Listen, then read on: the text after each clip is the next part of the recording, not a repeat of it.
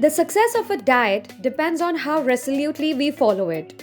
But apart from motivation, the food itself should be appetizing for us to continue with the diet. For a long time, people believed that healthy diet food cannot be tasty. But now, chefs and nutritionists have come up with various ideas to modify or create recipes that are both healthy and palatable.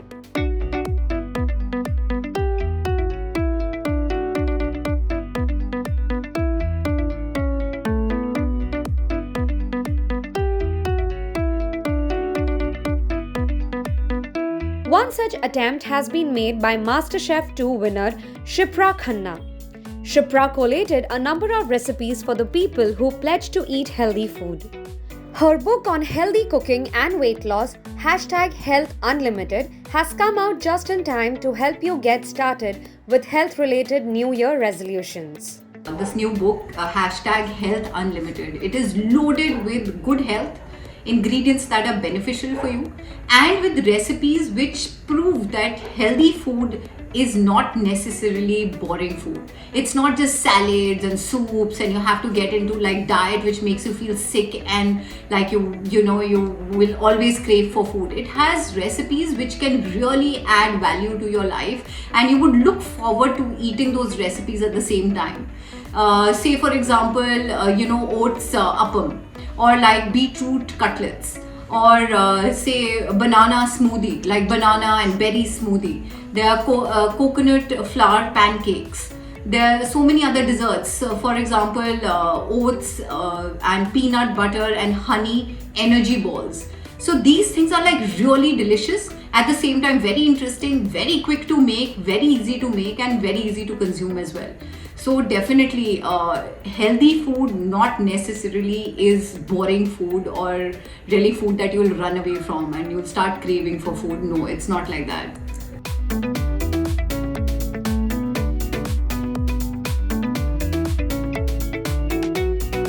Apart from making healthy food more palatable, Shipra's book #Health Unlimited also helps you switch to food and cooking habits that can help you lose weight.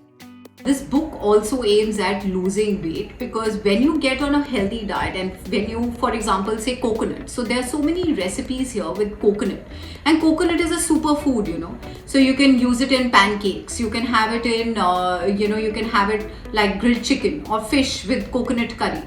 And you can have coconut water as well into, say for example, you're making a juice. And you can add, or a drink, you can add coconut water to it, and coconut milk is very good for your health, so you can add that as well. It has many other ways of cooking food. For example, like say there's oats appam. It's got oats and vegetables in it. It's got bread and paneer appam. So in the appam pan, you really don't need to use any extra fat. You can just make it in the appam pan very, very easily. And there are things like sprout chaat, which doesn't really need any fat in the recipe, and yet it's really delicious. So once you follow a plan which is healthy with healthy recipes, like one of the recipes which is my favorite is the turmeric latte, which is our haldi ka doodh. Lekin there's no sugar in it. So there's a lot of recipes which are sweet but they do not have sugar in it. Like for example, the peanut butter energy balls. They are for people who have a sweet tooth, but it's not loaded with sugar. There's no sugar in it. So there's honey in it, which is a natural healer. It's anti-inflammatory. It's got lots of antioxidants. It's a natural sweetener that you can get. The honey bees work like day and night to get it for us, and we have it handy.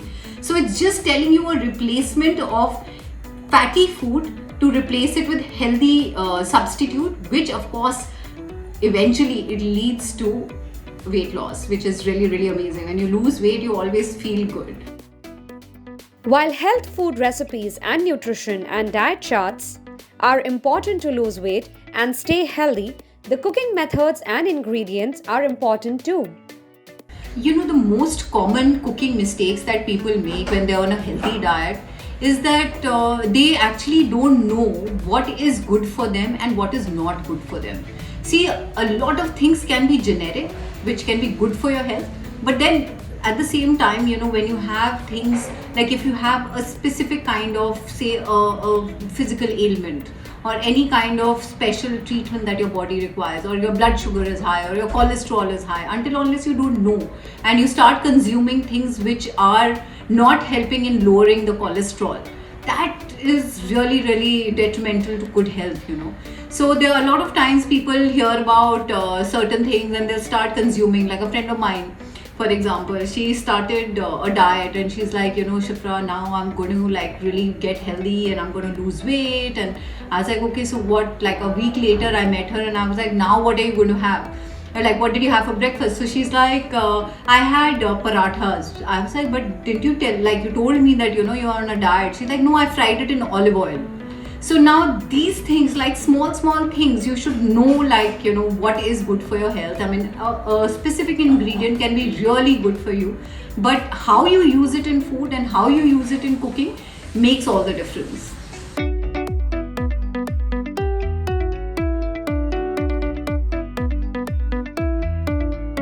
A healthy diet does not mean that one has to sacrifice food items they like and only eat food universally said to be healthy. Small modifications in cooking techniques can help you make your favorite item healthy.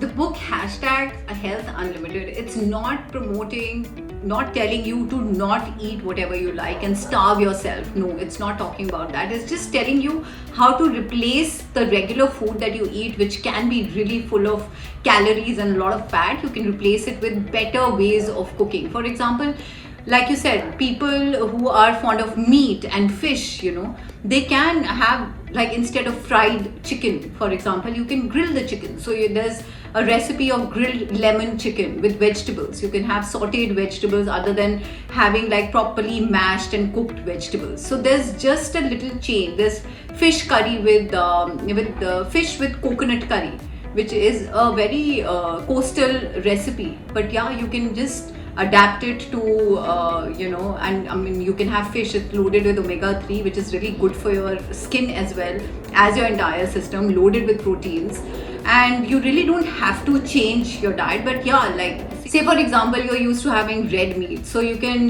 lower that to say once a week. You can reduce the amount that you have. You can control the portions that you have for a healthy diet. And then there's of course brown rice, which is it's more healthy. So there are recipes like brown rice pancakes, which you can adapt in breakfast recipes, or you can just have it as a snack as well.